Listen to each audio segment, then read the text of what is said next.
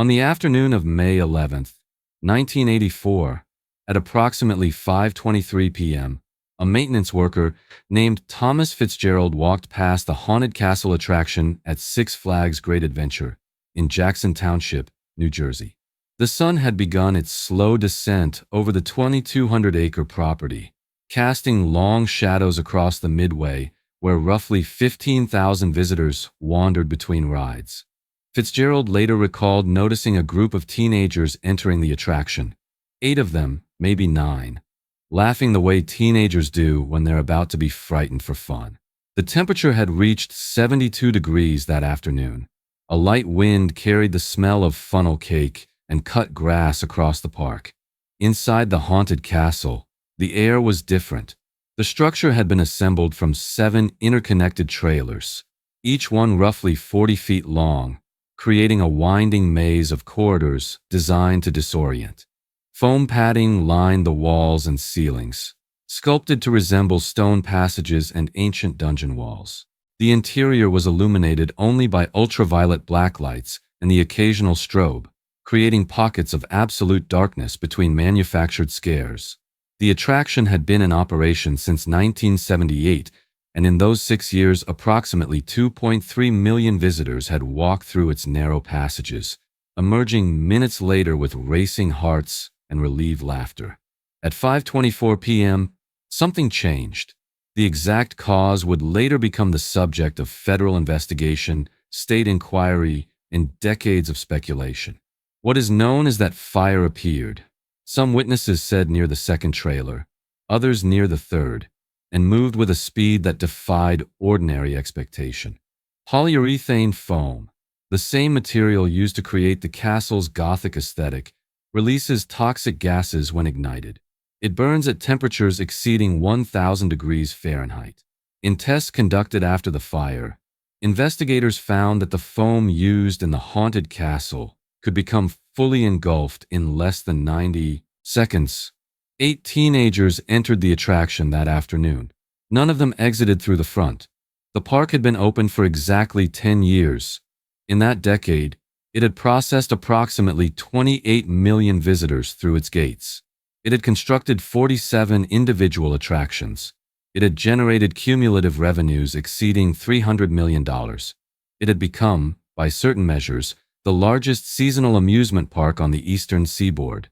None of those numbers mattered to the families who waited outside the haunted castle that evening, watching firefighters pull debris from the smoldering trailers. What kind of machine had America built in the Pine Barrens of New Jersey, and what did that machine require from those who entered it?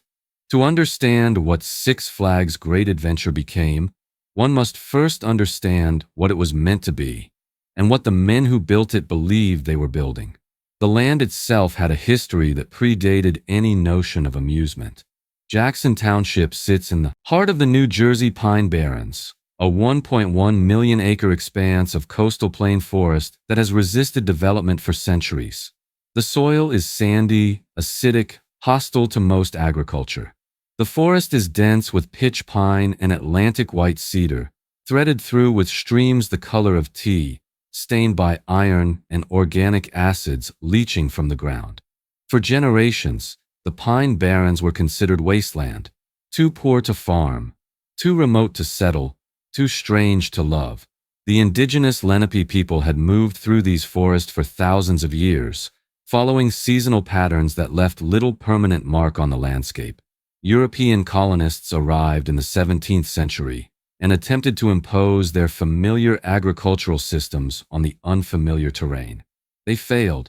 The soil would not support wheat or corn or the cattle that English farming demanded. The colonists retreated to more cooperative land, leaving the Pine Barrens to those who could extract value from its particular offerings: iron from the bog ore, charcoal from the abundant wood, glass from the pure sand. By the mid-20th century, the Pine Barrens had become a kind of void in the landscape of the eastern seaboard. Development sprawled outward from New York and Philadelphia, consuming farmland and forest with the appetite that post-war prosperity had unleashed. But the Pine Barrens remained largely untouched, protected by their own inhospitality. The sand would not support foundations. The water table was unreliable. The isolation that had once been a liability now functioned as a kind of defense. In 1972, a real estate developer named Warner Leroy saw something different. Leroy was the son of Hollywood producer Mervyn Leroy, who had directed The Wizard of Oz and produced dozens of films during Hollywood's golden age. The younger Leroy had grown up surrounded by the machinery of illusion, watching his father conjure impossible worlds on studio backlots. He understood perhaps better than most businessmen of his generation that Americans would pay handsomely to step outside ordinary reality. Leroy had already demonstrated this understanding in the restaurant business. His Manhattan establishment, Maxwell's Plum, had transformed dining into theatrical experience, surrounding patrons with Art Nouveau extravagance while charging prices that reflected the transformation. The restaurant grossed $5 million annually, an extraordinary sum for a single establishment in the early 1970s. Leroy understood that Americans were hungry for experiences that transcended the ordinary, and he believed that hunger could be satisfied on a much larger scale. His vision for the Jackson Township property was ambitious beyond reason. He imagined not merely an amusement park, but a destination, a place where families could experience safari-style wildlife encounters alongside traditional carnival attractions. The concept required 2,200 acres of wilderness, $10 million in initial investment, and the cooperation of local government officials who had spent decades watching the Pine Barrens resist every form of commercial enterprise. Leroy assembled a team that included wildlife specialists, entertainment designers, and financial engineers capable of structuring the complex financing the project demanded. The initial prospectus promised investors a 15% annual return based on attendance projections of 2 million visitors in the first year. These projections were optimistic but not unreasonable. Disneyland had demonstrated that Americans would travel significant distances for the right kind of manufactured experience. Ground broke in 1973. The construction required the clearing of 500 acres of pine forest, the excavation of 2 million cubic yards of earth, and the installation of 12 miles of roads capable of bearing the weight of safari vehicles and their occupants. The wildlife operation alone demanded infrastructure that had no precedent in the region. Veterinary facilities, food preparation areas, holding pens, and enclosures designed to simulate African savanna in the acidic soil of the New Jersey coastal plain. The park opened on July 1, 1974, under the name Great Adventure. Its inaugural season featured a drive-through safari with 2,000 animals representing 100 species, a Western-themed entertainment area called Rootin' Tootin' Rip Roarin', and a modest selection of rides that included a log flume, a scrambler, and a carousel. Admission was $7.50 for adults and $5.50 for children, approximately $45 and $33 in contemporary terms. Attendance that first summer reached approximately 1.2 million visitors. Impressive for a park that had not yet found its identity, but far short of the projections that had justified the investment. The safari proved popular, drawing families who might not otherwise visit an amusement park. The entertainment district attracted mixed reviews.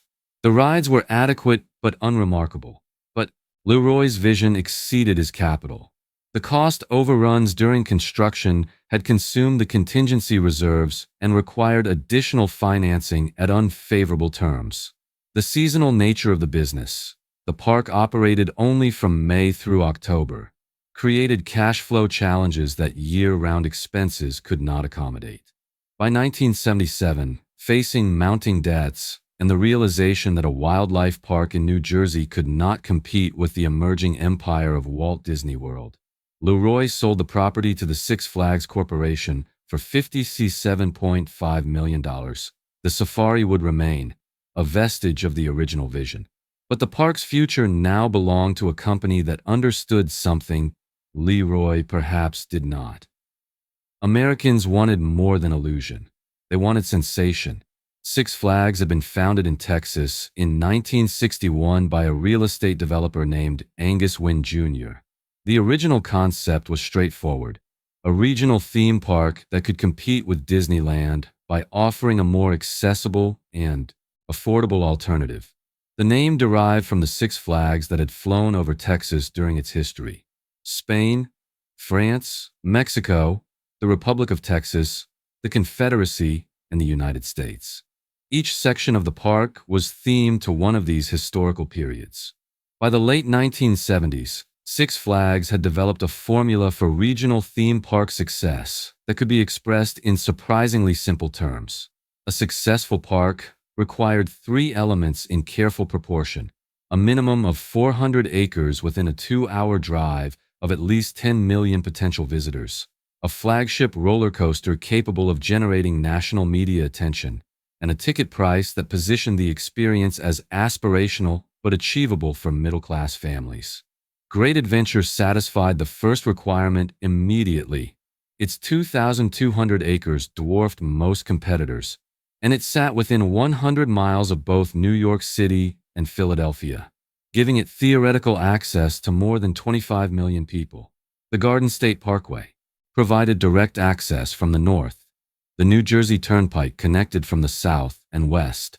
No other major amusement park operated within this catchment area. The competitive landscape was essentially clear. The second requirement would come to define the park's identity for the next 5 decades. In 1978, Six Flags introduced the Rolling Thunder, a wooden racing coaster that sent 2 trains simultaneously down parallel 3,200-foot tracks, reaching speeds of 56 miles per hour. The ride cost $4 million to construct, an extraordinary sum at the time, equivalent to approximately $18 million today, and represented a philosophical commitment to what park executives called the scream factor. The theory was straightforward. Every 18 months, a major new attraction must be introduced to maintain visitor interest. Each successive attraction must exceed its predecessor in at least one measurable dimension: height, speed, duration, or innovative technology. This 18-month cycle would prove both the engine of the park's growth and the source of pressures that would accumulate invisibly for years. The economics of the cycle were compelling. A new roller coaster generated media coverage that functioned as free advertising, reaching audiences that paid marketing could not reach. The announcement of a record-breaking attraction, the tallest, the fastest, the most inversions, created anticipation that translated into advance ticket sales and season pass purchases. The opening weekend of a flagship coaster could draw 50,000 visitors, generating revenues that covered a significant fraction of the construction cost in a single week. But the cycle also created dependencies. A park that failed to introduce a major new attraction within the expected time frame risked being perceived as stagnant. Visitors who had experienced everything the park offered had diminished incentive to return. Season pass holders expected novelty as part of their purchase. The industry press, which tracked roller coaster records with the attention that sports journalism devoted to athletic achievements, would redirect attention to competitors who delivered what the stagnant park could not. By 1980, daily summer attendance at Great Adventure averaged 28,000 visitors. The park employed 3,500 seasonal workers, most of them teenagers earning minimum wage plus a small attendance bonus. Annual revenue exceeded $35 million. The safari remained popular, drawing families who might not otherwise visit an amusement park, but the coasters had become the primary attraction. Marketing materials increasingly featured images of riders suspended at impossible angles, faces frozen in expressions that blurred the line between terror and joy. The third element of the Six Flags formula, pricing, reflected the delicate balance between aspiration and accessibility.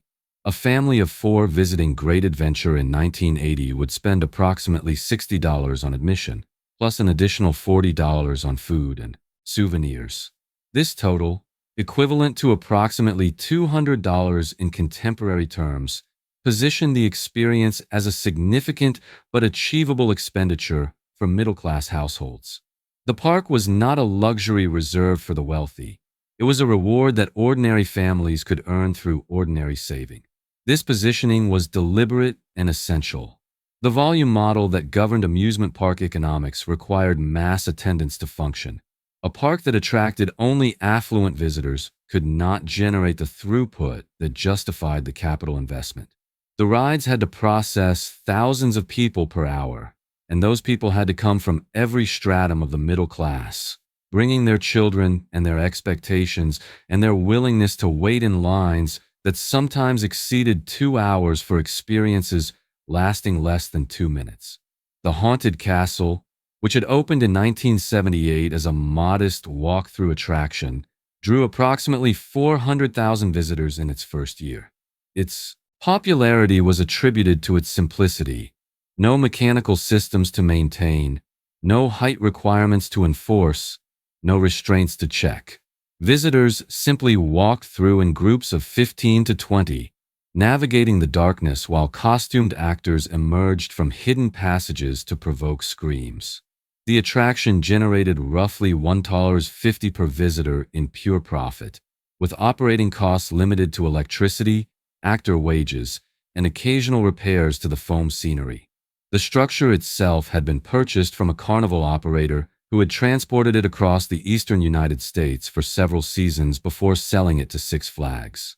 The 7 trailers that comprised the attraction had been manufactured for temporary use, designed to be assembled, operated, disassembled, and transported to the next fairground on the circuit.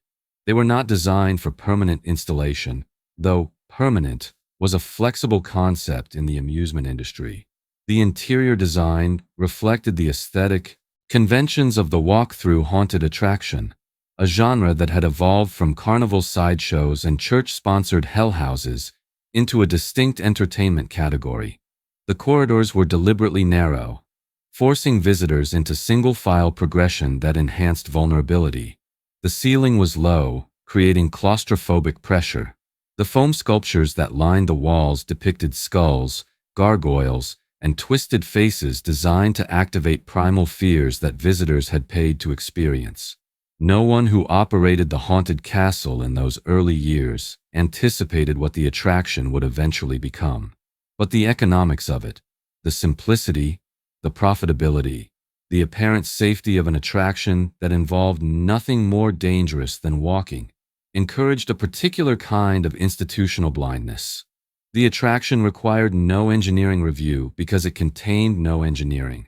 It required no mechanical inspection because it had no mechanical systems beyond basic lighting. It required no restraint testing because visitors were not restrained. It occupied a category that the regulatory system had not fully contemplated. Neither ride nor building, neither permanent nor temporary. In the filing cabinets of the park's administrative offices, documents accumulated that would later acquire significance they did not possess at the time of their creation. Maintenance logs noted that the foam surfaces were checked for visible damage on a quarterly basis. Insurance correspondence documented premium adjustments based on the attraction's classification as a temporary structure. Visitor complaint forms occasionally mentioned disorientation or difficulty finding the exit in darkness. None of these documents reached the level of urgent concern that would have triggered institutional response. They were simply records, accumulating in files that no one reviewed comprehensively, evidence of a system operating within parameters that seemed acceptable until they were not. What distinguished the Haunted Castle from the park's mechanical attractions was precisely what made it vulnerable. Roller coasters are engineered systems, subject to federal and state regulations governing everything from track gauge tolerances to restraint mechanisms. They require daily inspections, annual certifications, and detailed maintenance logs. When a roller coaster fails, the failure is typically mechanical: a component stress fracture, a weld fatigue, an electrical malfunction, and such failures leave evidence that investigators can analyze. Walk-through attractions occupied a different regulatory space. In New Jersey, in the early 1980s, No specific state code governed the construction or operation of structures like the haunted castle. The building itself was classified as a temporary structure. The same category applied to carnival tents and construction site trailers, which exempted it from the fire codes that would have applied to permanent buildings. There were no required fire exits beyond the entrance and exit. There were no required sprinkler systems. There was no required fire alarm. The foam that lined the walls and ceilings had been chosen for its sculptural properties and its cost. Roughly $2 per square foot, far cheaper than the fire retardant alternatives that would have cost approximately $8 per square foot. The cost difference, multiplied across approximately 3,500 square feet of interior surface, amounted to roughly $21,000 in savings.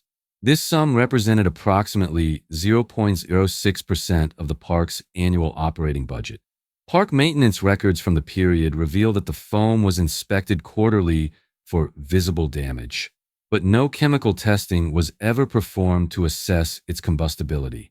The inspection protocol did not require such testing, and the inspectors were not trained to conduct it.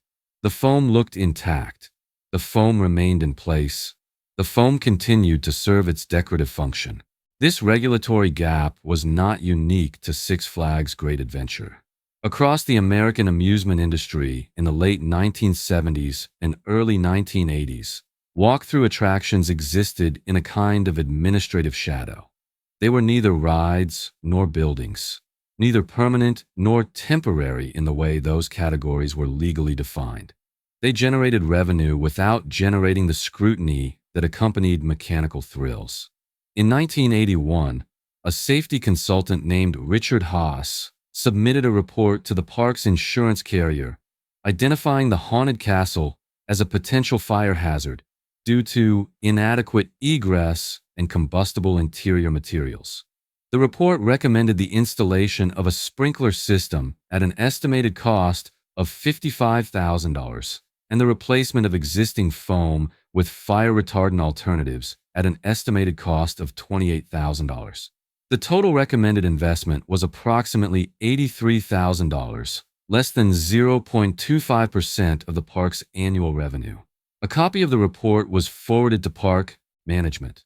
The file copy bears a date stamp of March 15, 1981, and a routing notation indicating distribution to the Director of Operations, the Director of Maintenance, and the Park General Manager. No response memorandum is preserved in the files. No sprinkler system was installed. No foam was replaced. The report was placed in a cabinet in the park's administrative offices, where it remained until investigators retrieved it 3 years later.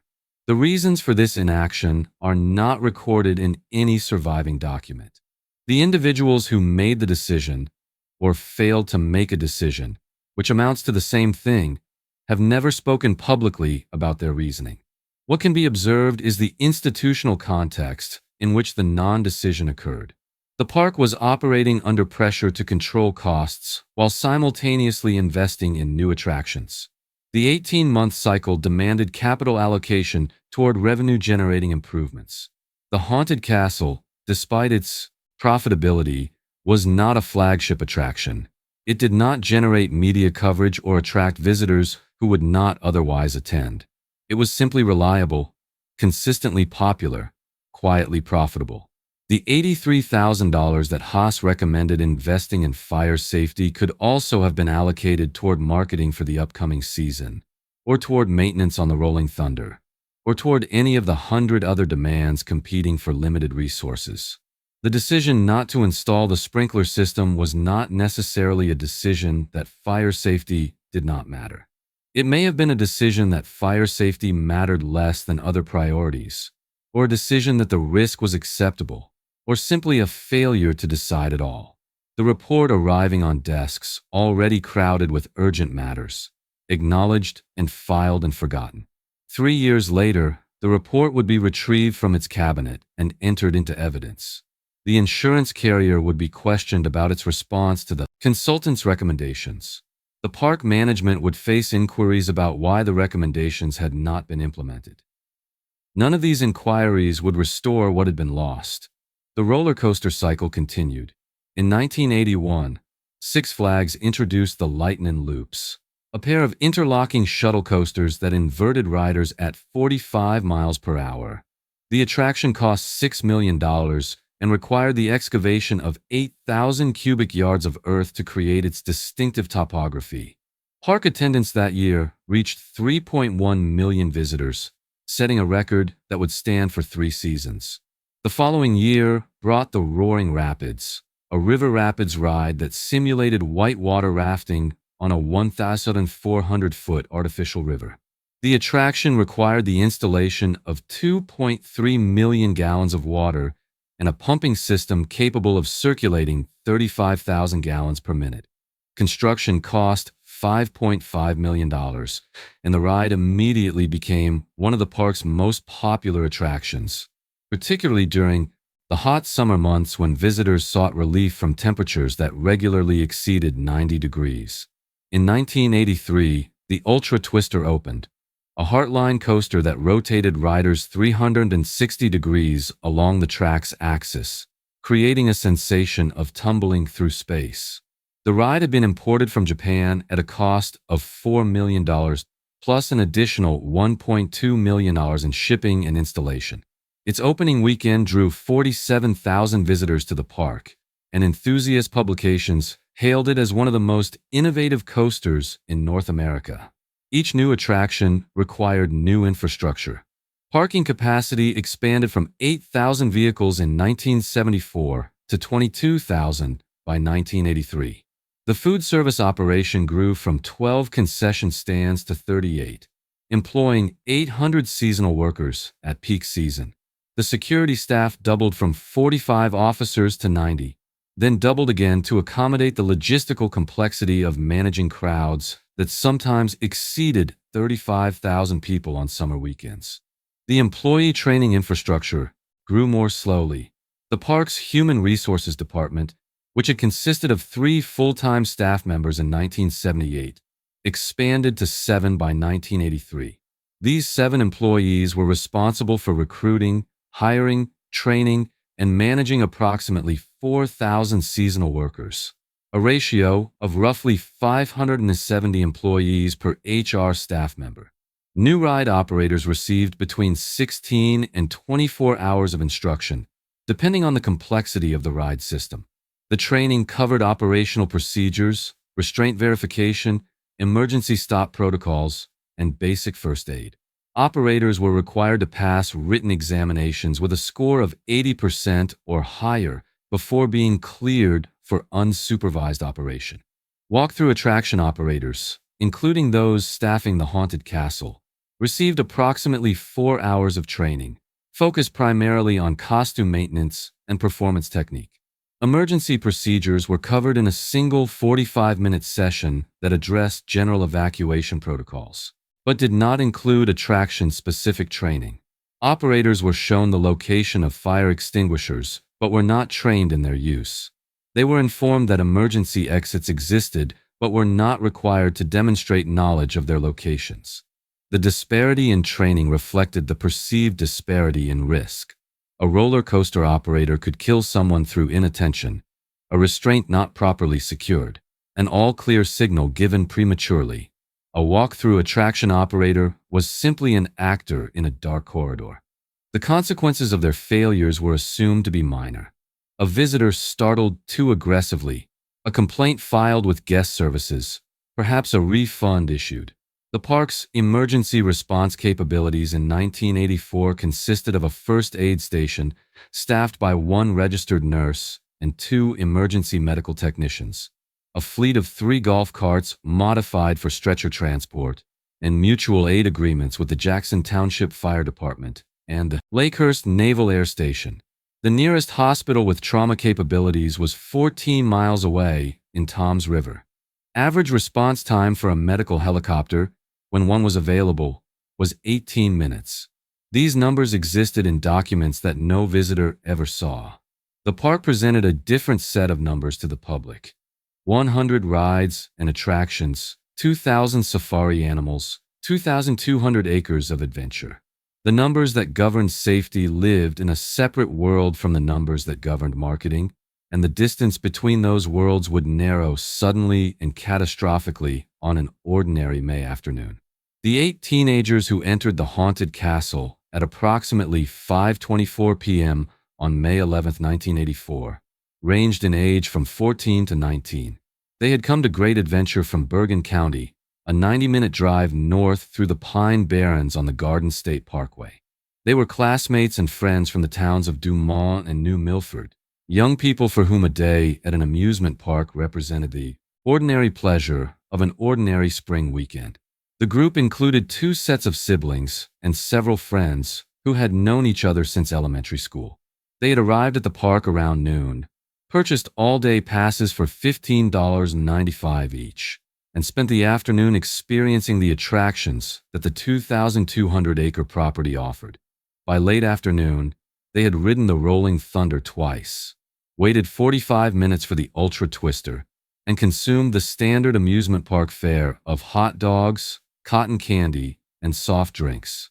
The haunted castle was chosen, by accounts gathered afterward, as a relatively brief diversion before the group moved on to other attractions.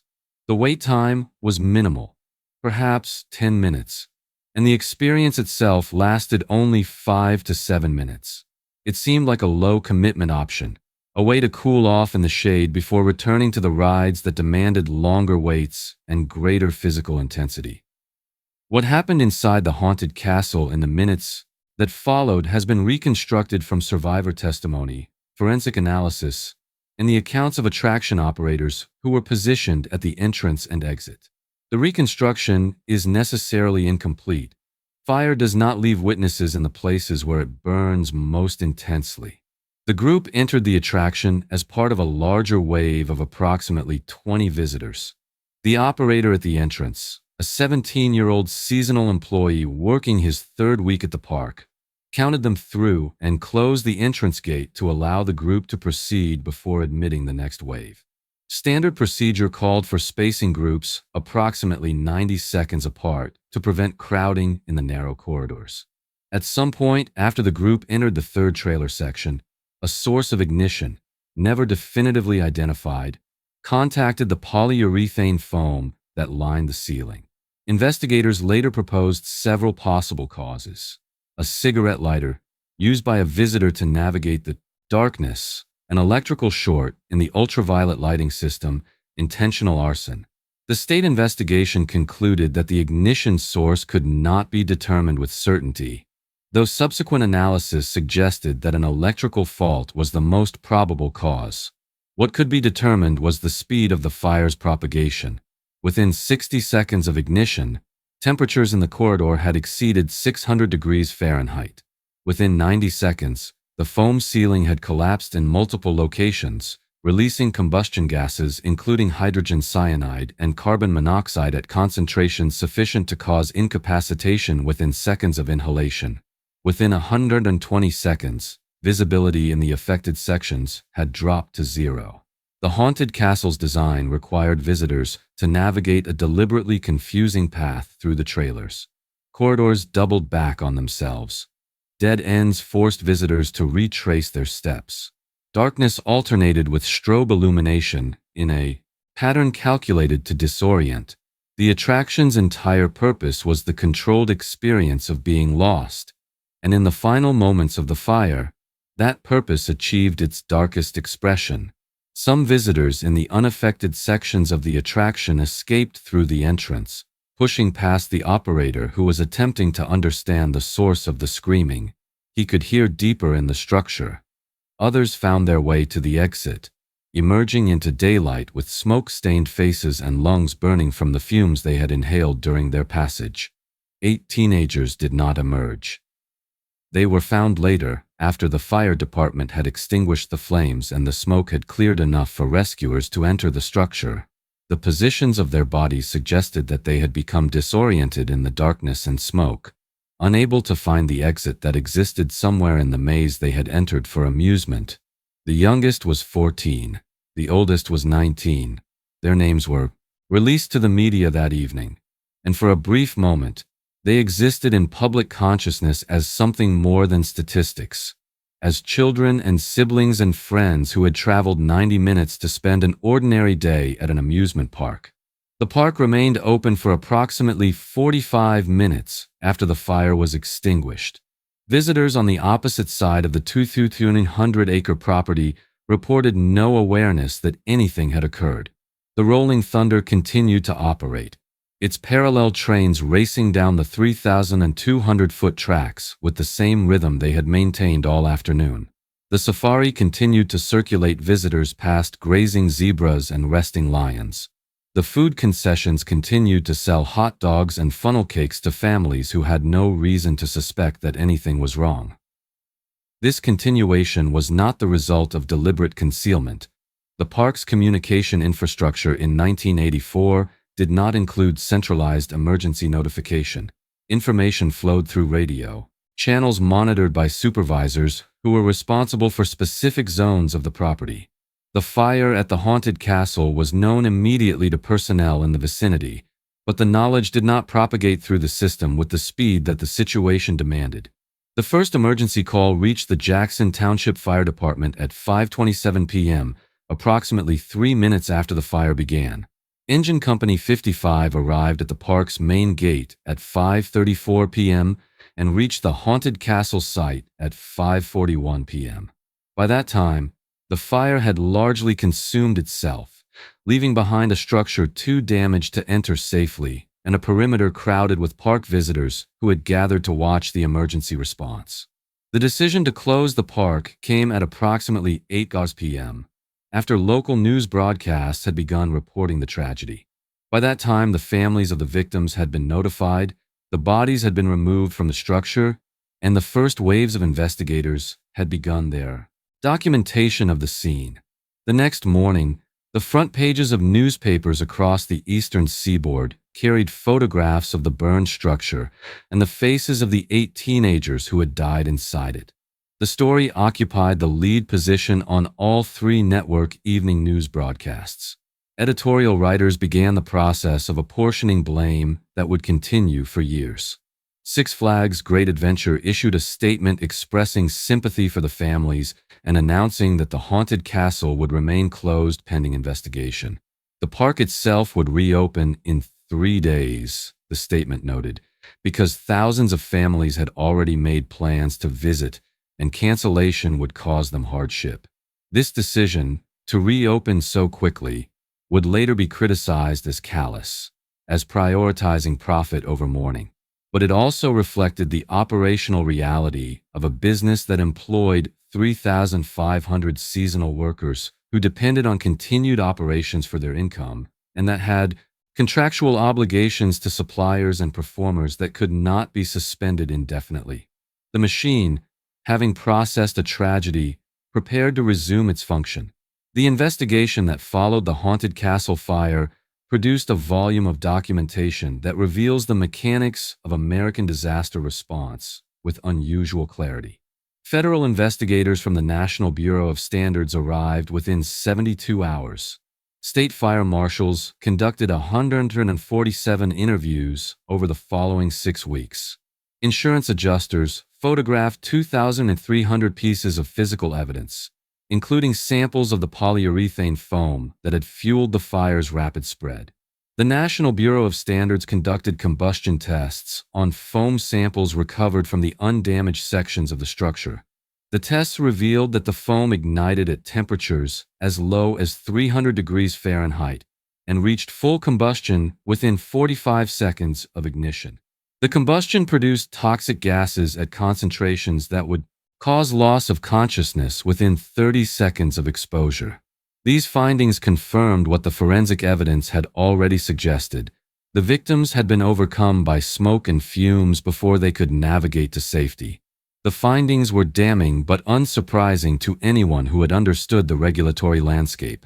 The haunted castle had operated for 6 years without fire exits, without sprinkler systems, without fire-resistant materials, and without any of the safety features that would have been mandatory in a permanent structure of equivalent occupancy. The attraction had never been inspected by the State Fire Marshal's office because no inspection was required under existing law. Criminal charges were filed against the park's management, and against the company that had manufactured the polyurethane foam. The charges included 8 counts of aggravated manslaughter and 8 counts of reckless endangerment. The prosecution's theory was that park management had knowingly operated an unsafe attraction and that the foam manufacturer had sold a product whose dangers were inadequately disclosed. After 4 years of legal proceedings, including motions, appeals, and a trial that lasted 6 weeks, all charges were dismissed. The courts found that the park had operated within the law as the law existed at the time, and that the foam manufacturer had sold a product that met the specifications requested by the purchaser. No individual was held criminally responsible for the deaths of 8 teenagers. The ruling was technically correct. The haunted castle had violated no applicable regulation. The foam had performed as foam of that type could be expected to perform. The tragedy had occurred not because anyone had broken rules, but because the rules that existed were insufficient to prevent it. Civil lawsuits followed. The families of the 8 victims filed wrongful death claims against Six Flags, against the foam manufacturer, and against several contractors involved in the attraction's construction. The litigation continued for 3 years, generating 15,000 pages of depositions and discovery documents.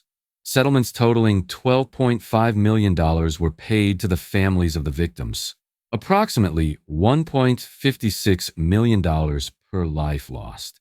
The settlements came without admission of fault and with confidentiality agreements that prevented the families from discussing the terms publicly. The money could not restore what had been lost, but it could provide some measure of financial security to parents who would spend the rest of their lives without children who should have outlived them. The regulatory response was more comprehensive.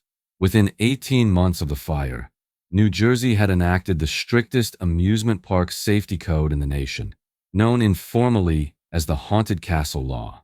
The new regulations required sprinkler systems in all enclosed attractions, fire-resistant materials in any structure where visitors would be present, multiple fire exits in any walk-through attraction, emergency lighting capable of functioning for a minimum of 90 minutes without external power, and annual inspections by the state fire marshal.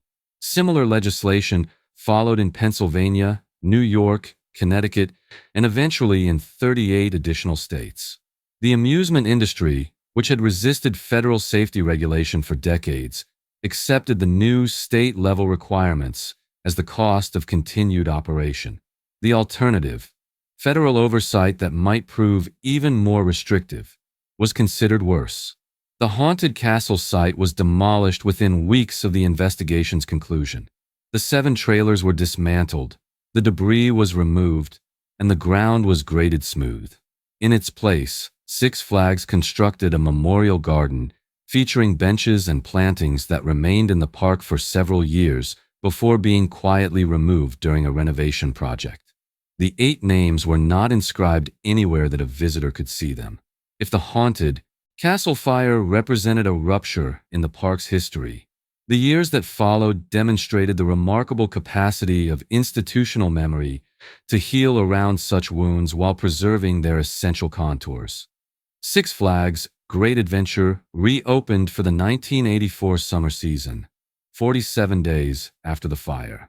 Attendance that summer reached 2.9 million visitors, down 6.5% from the previous year, but far less catastrophic than some industry analysts had predicted. The park's reputation for thrills had been temporarily complicated by its association with tragedy, but the American appetite for controlled danger proved resilient. The 18-month cycle continued, though the timing was adjusted to avoid associations with the anniversary of the fire.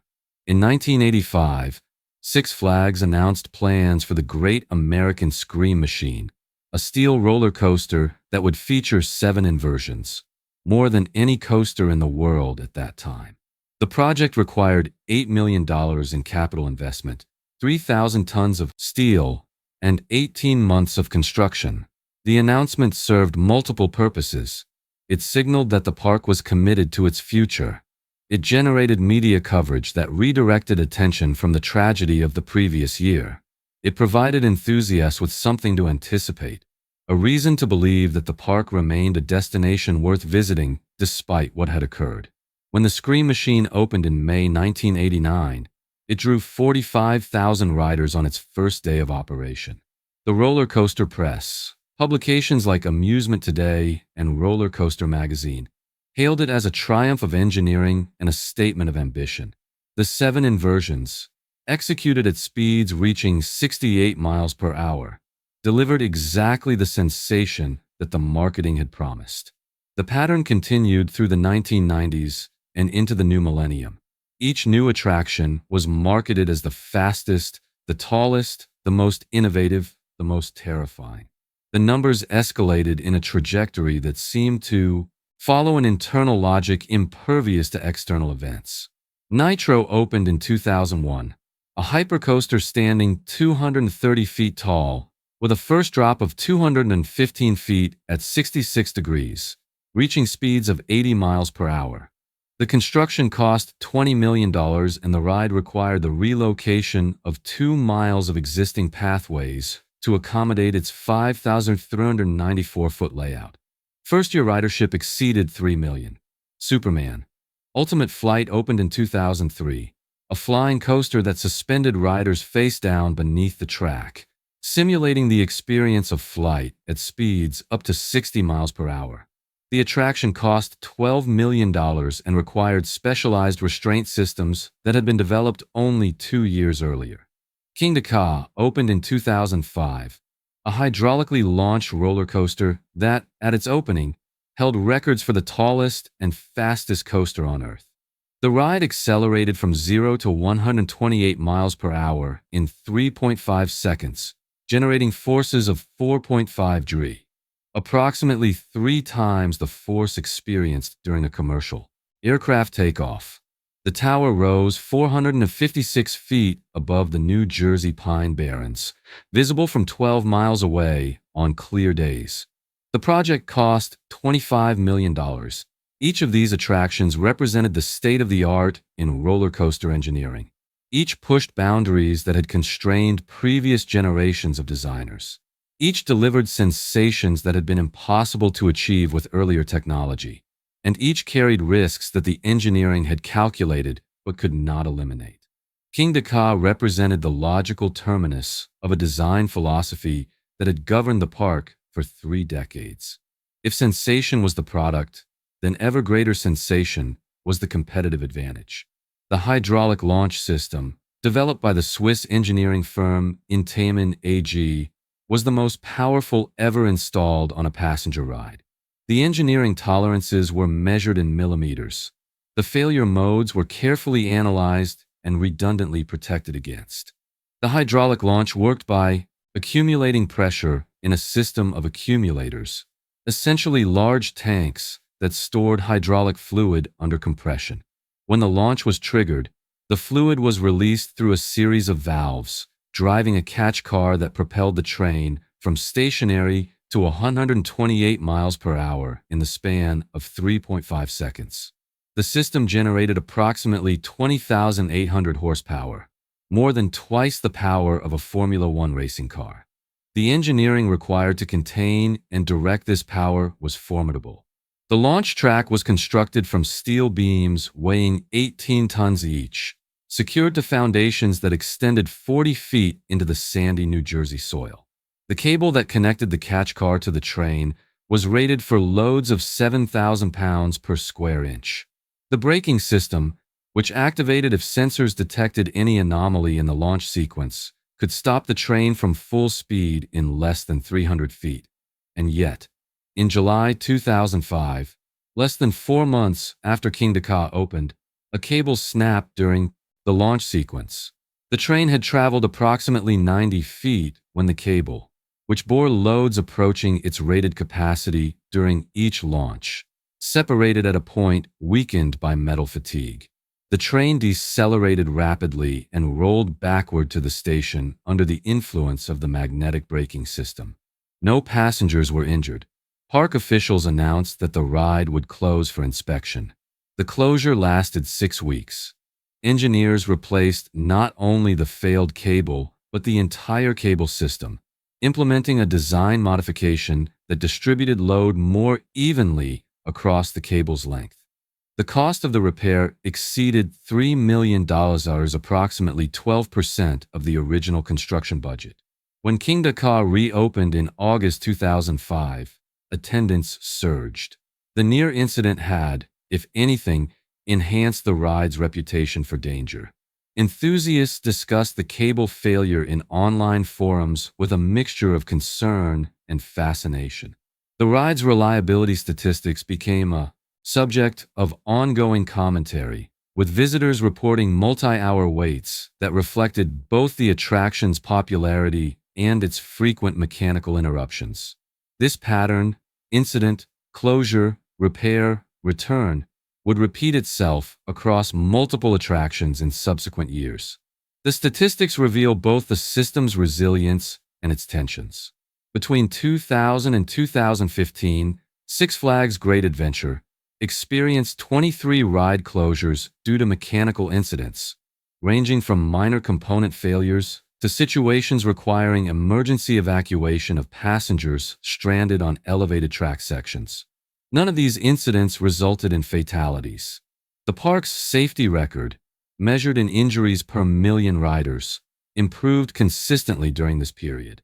The regulatory system conducted its inspections and issued its certifications. The engineering systems performed their functions within the tolerances they were designed to achieve. But the numbers that measured safety and the numbers that measured experience existed in an uncomfortable proximity. A ride that never alarmed anyone was a ride that failed to deliver its fundamental promise. The engineering challenge was to approach the edge of acceptable risk without crossing it, and to do so 35,000 times per day, 180 days per year, in a system that depended on thousands of human decisions made by workers earning between $8 and $12 per hour. El Toro opened in 2006. It was a wooden roller coaster designed by the German engineering firm Intamin, the same company responsible for King Dakar, and it represented an attempt to push wooden coaster technology beyond what had previously been considered possible. Traditional wooden coasters were characterized by a particular kind of roughness, a rattling, jarring experience that enthusiasts either loved for its authenticity or tolerated as the price of riding on wood. The roughness resulted from the inherent properties of the material. Wood flexes, warps, and settles in ways that steel does not. The track surfaces required constant maintenance, and even with diligent care, the ride experience changed from season to season as the structure responded to weather, humidity, and the cumulative stress of millions of cycles. El Toro was different. Intamin had developed a prefabricated track system that used laminated wood bonded to steel plates, creating a running surface that approached the smoothness of steel while retaining the aesthetic and structural properties of wood. The result was a ride that delivered the visual experience of a classic wooden coaster with a precision that no previous wooden coaster had achieved. The ride featured a 19-story first drop at an angle of 76 degrees, producing a moment of airtime that subjected riders to negative G-forces of 1.4. In plain terms, this meant that riders experienced the sensation of being lifted from their seats with a force exceeding their own body weight. The sensation was brief, less than 2 seconds, but its intensity distinguished El Toro from every wooden coaster that had come before. The ride was celebrated immediately. Enthusiast communities ranked El Toro among the finest wooden coasters ever constructed. Amusement Today's annual Golden Ticket Awards named it the best wooden coaster in the world for 2 consecutive years. Its combination of speed, airtime, and smoothness created an experience that distinguished it from the rougher, more punishing wooden coasters of earlier generations. Annual ridership exceeded 1.5 million. The ride became a primary draw for visitors who specifically sought out Six Flags Great Adventure for its coaster collection. Season pass sales increased 8% in the year following El Toro's opening. But El Toro's innovative design also placed unprecedented stress on its wooden structure. Traditional wooden coasters relied on relatively gentle profiles that distributed forces gradually across the track. El Toro's extreme angles concentrated forces at specific points, requiring continuous maintenance to address the wood's response to these loads. The park's maintenance records from this period reveal a pattern of escalating intervention. In 2007, the first full year of operation, maintenance crews replaced approximately 120 board feet of lumber throughout the structure. In 2008, the replacement total rose to 340 board feet. In 2009, 580 board feet.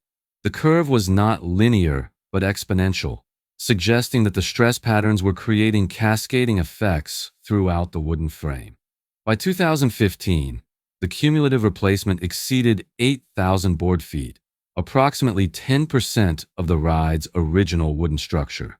The cost of this ongoing maintenance was not publicly disclosed, but industry analysts estimated annual maintenance expenditures of between $400,000 and $600,000 for high-stress wooden coasters of El Toro's complexity. These numbers represented the hidden cost of innovation. A ride that delivered unprecedented sensation also generated unprecedented wear. The engineering that made the impossible possible also made the possible expensive, and the economics of the 18-month cycle, which demanded that investment capital flow toward new attractions rather than toward the maintenance of existing ones, created pressures that accumulated silently in the grain of the wood.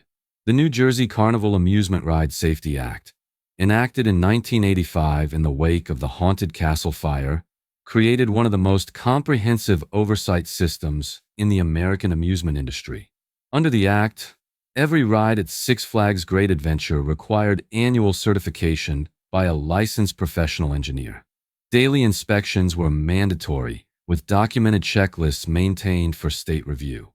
Incident reporting requirements extended to any event requiring medical attention, regardless of severity. The Act also established a dedicated unit within the New Jersey Department of Community Affairs with authority to conduct unannounced inspections, issue shutdown orders, and levy fines of up to $50,000 per violation. Between 1985 and 2020, the department conducted approximately 1,200 inspections at Six Flags Great Adventure, issuing 89 citations and ordering 34 temporary ride closures.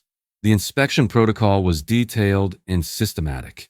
Inspectors reviewed maintenance logs, observed operational procedures, tested emergency systems, and physically examined structural components. They measured track gauge tolerances, verified restraint function, assessed electrical systems, and documented any deviation from manufacturer specifications.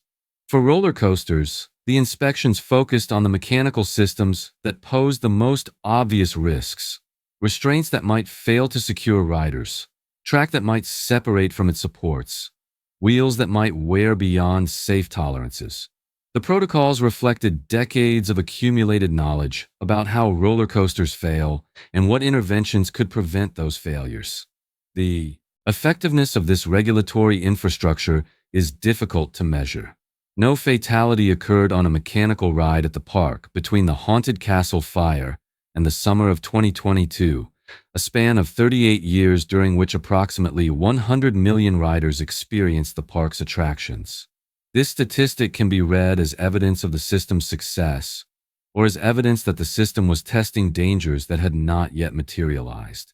What the regulatory system did not address, and could not address, was the fundamental tension embedded in the amusement park business model. The product being sold was the sensation of danger. The regulations existed to ensure that the sensation remained distinct from actual danger. But the distance between sensation and reality was not a fixed quantity. It was a variable that shifted with each new attraction, each new engineering innovation, each new attempt to exceed the previous limits. The inspectors could verify that El Toro met the specifications in its engineering documentation. They could not evaluate whether those specifications were adequate to contain the forces that the ride's design generated over years of operation. They could certify that the wooden structure showed no visible defects on the day of inspection. They could not assess how those hidden stresses would propagate through the structure over time. The regulations were retrospective by their nature. They encoded lessons learned from past failures. They could not anticipate failures that had not yet occurred. On August 22, 2020, a maintenance inspection at El Toro identified stress fractures in 3 structural beams supporting the ride's first drop. The fractures were not visible to the naked eye. They had been detected using ultrasonic testing equipment that the park had acquired in 2018 as part of an enhanced maintenance protocol developed in response to industry-wide concerns about wooden coaster structural integrity. The ultrasonic testing worked by sending sound waves through the wooden beams and measuring how those waves propagated through the material. Solid wood transmitted sound differently than wood containing internal fractures. The equipment could detect defects as small as 0.1 inches deep, invisible to visual inspection but potentially significant under load. The 3 beams identified in the August 2020 inspection showed fracture patterns consistent with metal fatigue in the steel connecting plates. The fractures had propagated approximately 40% through the beam thickness, reaching a depth where structural failure under load became probable rather than merely possible. The ride was closed immediately. Engineers from Intamin flew to New Jersey to assess the extent of the damage. Their preliminary report, submitted in October 2020, recommended complete replacement of the affected beams and a comprehensive structural review of the entire first drop section. The repair process would prove more extensive than the preliminary report suggested. As engineers began removing the damaged beams, they discovered additional fractures in adjacent components. Fractures that had not been detected by the ultrasonic testing because they existed in locations that the testing protocol had not specified for examination. The scope of the repair expanded. Additional beams were replaced. Connection plates were reinforced. The first drop section, which contained approximately 40% of the ride's total lumber, was essentially reconstructed using new materials fabricated to updated specifications. The process took 14 months. The cost exceeded $2.1 million. The lost revenue during the closure period. El Toro had been one of the park's highest capacity attractions, processing up to 1,400 riders per hour, was estimated at $4 million. El Toro reopened in October 2021. The park announced that the ride had undergone comprehensive structural reinforcement and was now safer than it had been since opening day. Enthusiast communities welcomed the news. The Golden Ticket Awards, which had suspended El Toro's eligibility during the closure, prepared to reinstate it in the 2022 rankings. The celebration was premature. The weather on August 6, 2022 was typical for a New Jersey summer. Humid, hazy, with temperatures in the high 80s. Attendance at Six Flags Great Adventure exceeded 30,000 visitors, close to the park's practical capacity for a peak summer Saturday. Wait times for major attractions stretched beyond 90 minutes.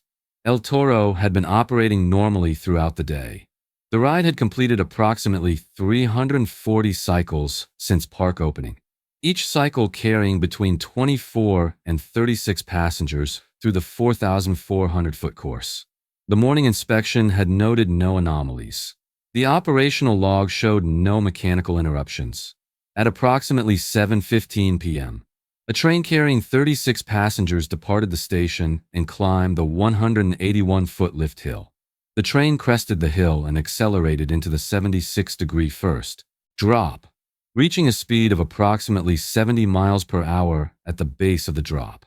The train then began the transition into the first airtime hill, the element that had earned El Toro its reputation for extraordinary negative G-forces. At this point, approximately 1,200 feet into the course, a section of track separated from its supporting structure. The separation was not complete. The track remained connected to the structure at multiple points, but the displacement was sufficient to cause the train to partially derail. The front car of the train left the track surface and struck the adjacent structure. The rear cars remained on the track, but experienced sudden deceleration as the train's momentum was absorbed by the collision. 14 passengers reported injuries. The most serious were spinal fractures sustained by riders in the front car, who had absorbed the primary impact of the collision. Other injuries included broken ribs, concussions, and soft tissue damage ranging from bruising to internal bleeding. Emergency response teams arrived within 12 minutes. The injured passengers were transported to hospitals in Toms River and Neptune, where they received treatment ranging from observation to emergency surgery. All 14 survived. The park closed El Toro immediately and announced a comprehensive investigation. New Jersey's Department of Community Affairs issued an emergency shutdown order that evening, prohibiting reopening until the state was satisfied that the ride could operate safely. The investigation that followed would reveal the mechanics of the failure in detail. The track separation had occurred at a connection point that had been inspected and cleared less than 10 months earlier during the 2021 reconstruction. The connection had been certified as meeting manufacturer specifications. It had passed both visual inspection and load testing. What the inspection had not detected, what no inspection protocol in use at that time could have detected, was a manufacturing defect in one of the steel connection plates installed during the reconstruction. The defect was microscopic, a small void in the steel created during the casting process, invisible to the eye and undetectable by standard ultrasonic testing. Under normal conditions, the defect would have been insignificant, but the forces generated by El Toro's extreme angles were not normal conditions.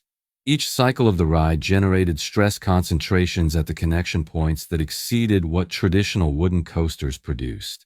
Over the course of approximately 4,000 cycles following the reconstruction, the defect had propagated into a crack, and the crack had propagated into a fracture, and the fracture had propagated into failure. The mathematics were merciless. A defect measured in thousandths of an inch had grown into a structural failure that could have killed 36 people. El Toro has not reopened. As of this writing, the ride's 181-foot tower still rises above the New Jersey Pine Barrens, its distinctive green and orange track visible from the Garden State Parkway for travelers who know where to look. The queue line has been blocked with temporary barriers. The station is empty. The wooden structure continues its slow response to the forces of weather and time, settling and shifting in ways that no one monitors because no one needs to. The ride's future remains uncertain. Six Flags has not announced a permanent closure, but neither has it announced plans for reconstruction. The cost of bringing El Toro back to operational status, assuming that such a thing is possible, would likely exceed $10 million. The liability exposure from continued operation of an attraction that has already failed catastrophically once would be substantial.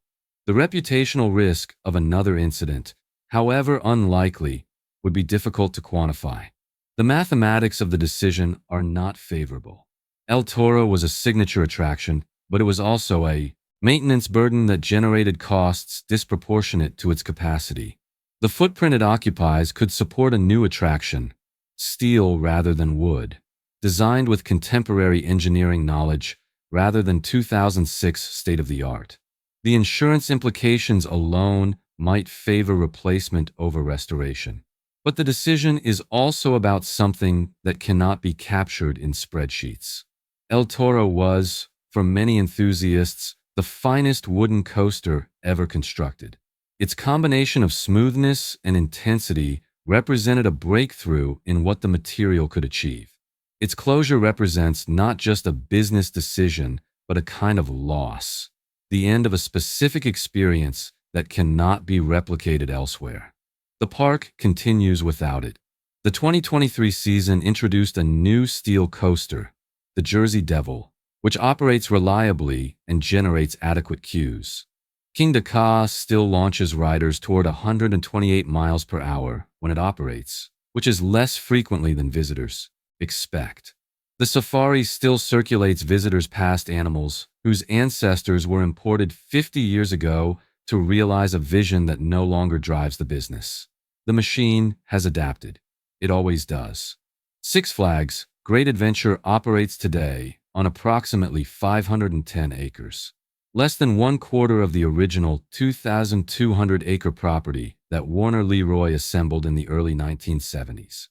The remaining acreage has been sold or repurposed, converted to uses that generate more reliable returns than the seasonal amusement business can provide. The safari, which once housed 2,000 animals, now operates with approximately 1,200 animals on reduced acreage. The Western-themed entertainment district that Leroy imagined has long since been replaced by roller coaster staging areas and parking lots. The memorial garden that briefly marked the haunted castle site has been removed, its location now occupied by a concession stand selling turkey legs and lemonade. The park attracts approximately 2.8 million visitors annually, generating estimated revenues of $150 million.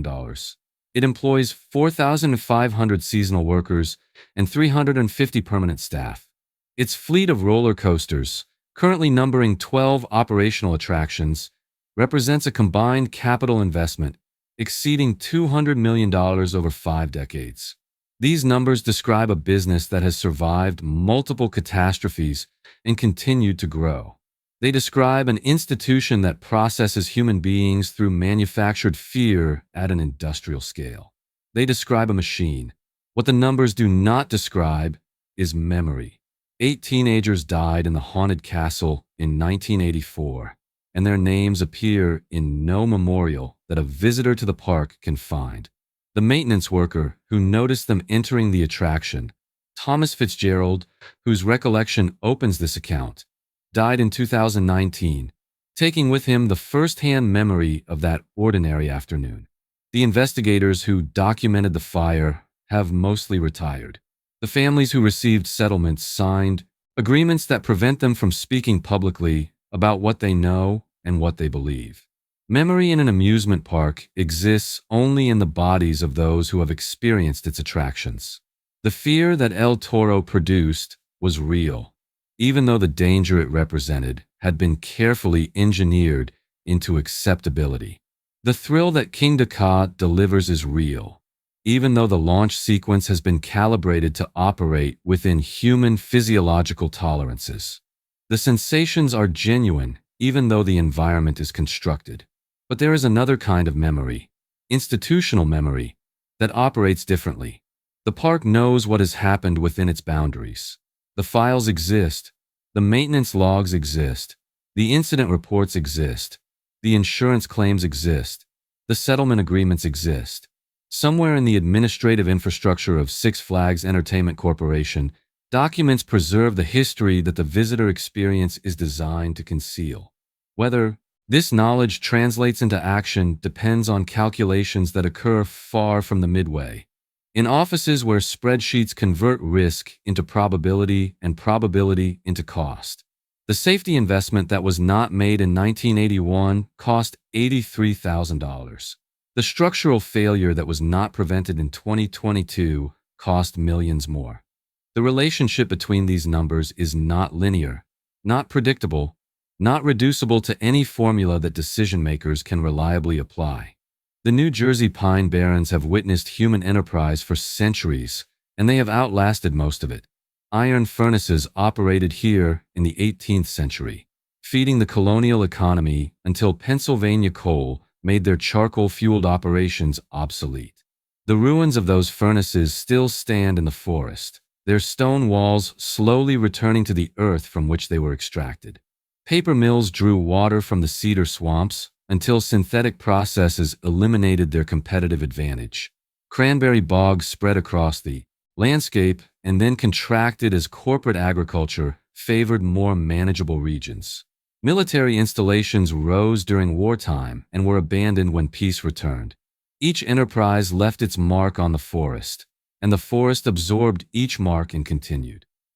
Six Flags Great Adventure is merely the latest in this long succession of human projects imposed upon uncooperative terrain.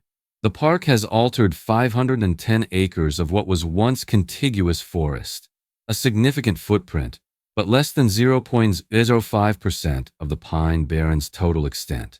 The roller coasters rise above the tree line, visible from miles away, but they do not reshape the watershed or poison the aquifer or extinguish the species that have adapted to this particular combination of sand and acid and fire. The forest that surrounds the park continues its slow work of growth and decay. Pitch pines extend their twisted branches toward light that will not reach them for decades. Atlantic white cedars rot into the dark water of the streams, releasing their carbon into processes that preceded human consciousness and will continue after human enterprises have concluded. The sand absorbs what falls upon it and releases nothing. In this context, the park appears differently. Its catastrophes are local. Its victims are specific.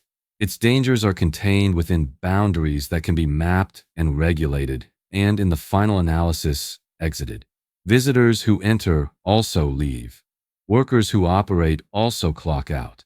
The forest does not care about any of it. This perspective offers neither comfort nor condemnation. It is simply true. The amusement park exists as an artifact of human desire, engineered to satisfy appetites that the engineers themselves experience. It succeeds because the appetites are real. It fails because human engineering is never perfect and human appetites are never satisfied. The park continues. New attractions are announced, constructed, operated. In 2024, Six Flags merged with Cedar Fair Entertainment Company, creating a combined entity operating 42 parks across North America. The merged company operates under financial pressures that the original Warner Leroy could not have imagined. Debt servicing requirements exceeding $600 million annually, shareholder return expectations that demand quarterly performance metrics, competitive dynamics that pit regional parks against each other for a finite supply of discretionary family entertainment spending. These pressures do not abolish safety considerations. They simply add weight to every calculation. The sprinkler system that was not installed in 1981 cost $55,000. The cable replacement on King de Ka in 2005 cost $3 million. The structural repairs on El Toro exceeded $2 million before the ride was ultimately closed indefinitely. Each of these numbers entered calculations that weighed cost against risk, against revenue, against reputation. The calculations continue. New rides are proposed, designed, evaluated, approved, constructed, operated. The regulatory system conducts its inspections and issues its certifications.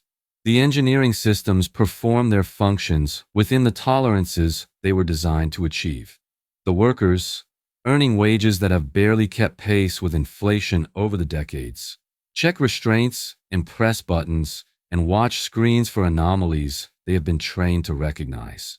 And the visitors continue to arrive. They pay admission prices that have risen from $8 in 1974 to approximately $95 in 2024, an increase that has outpaced inflation by a factor of approximately 1.4. They wait in queues that sometimes exceed 2 hours for attractions lasting 90 seconds. They scream as they plunge and laugh as they emerge and photograph their souvenir images and purchase their overpriced sodas and depart believing that they have experienced something authentic in an environment that was manufactured to deliver exactly that belief. The product works, the machine functions, the system operates. On a summer afternoon in Jackson Township, approximately 30,000 visitors move through the pathways of Six Flags Great Adventure.